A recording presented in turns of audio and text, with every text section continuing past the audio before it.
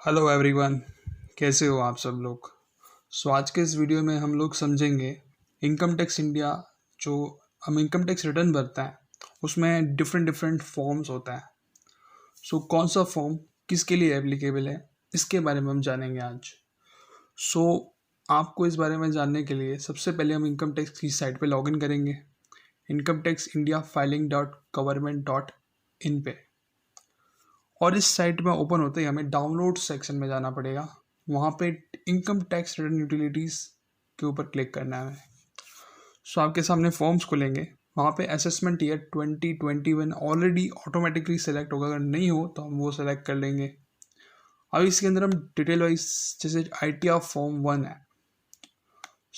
ITR form उन individuals के लिए भरा जाता है जो रेजिडेंट इंडिविजुअल होते हैं, ठीक है, जिनकी टोटल इनकम 50 लाख तक होती है, और जो सैलरीड पर्सन होता है हैविंग इनकम फ्रॉम सैलरीज और वन हाउस प्रॉपर्टी, जिनका एक हाउस प्रॉपर्टी होता है, एंड अदर सोर्सेज इनकम भी हो सकती है, and agriculture income up to ₹5,000 not for an individual who is either director in a company or has invested in unlisted equity shares।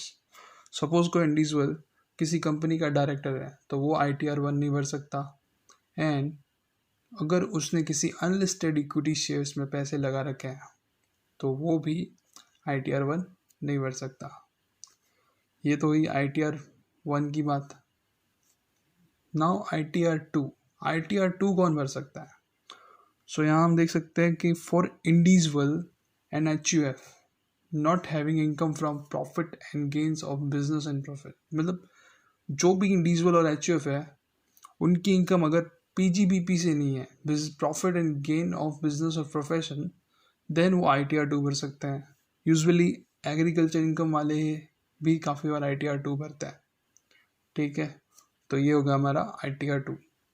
Now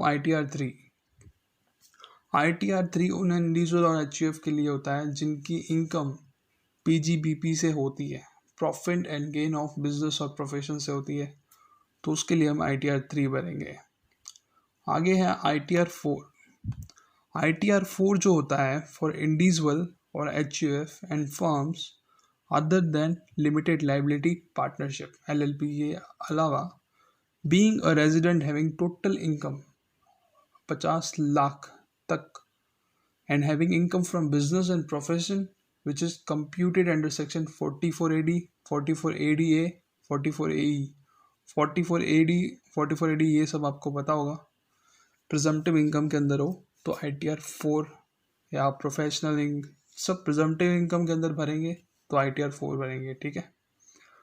50 lakh तक की income for HUF forms and individuals, and income from business and profession, तो उनकी income अगर 44AD, ADA और ADAE में अगर calculate की है तो ITR 4 भरेंगे।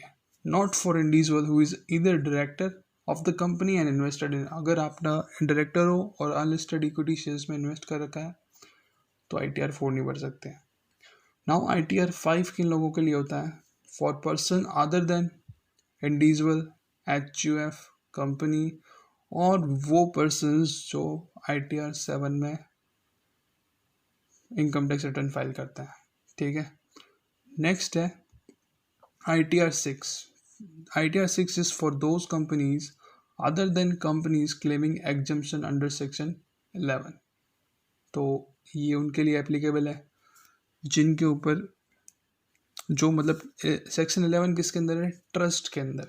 अगर कोई कंपनी ट्रस्ट के अंदर रजिस्टर्ड है कंपनीज तो वो ITR 6 नहीं भर सकती। This is only for those companies जो ट्रस्ट के अलावा है, ठीक है। ITR 6 वो भर सकते हैं। And what is the ITR 7 उनके लिए है for the person including companies required to furnish return under section 139(4)A, 139(4)B, 139(4)C and 139(4)D।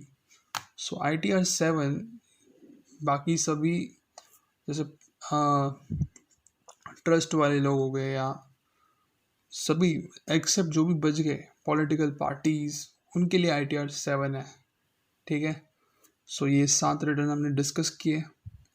I hope आप लोगों को समझ में आ गया होगा। अगर आपको इन इन 7 फॉर्म में आकर और आपको रिटर्न फाइलिंग करने में कोई भी दिक्कत आवे तो आप कमेंट सेक्शन में पूछ सकते हो। Thank you so much for watching this video.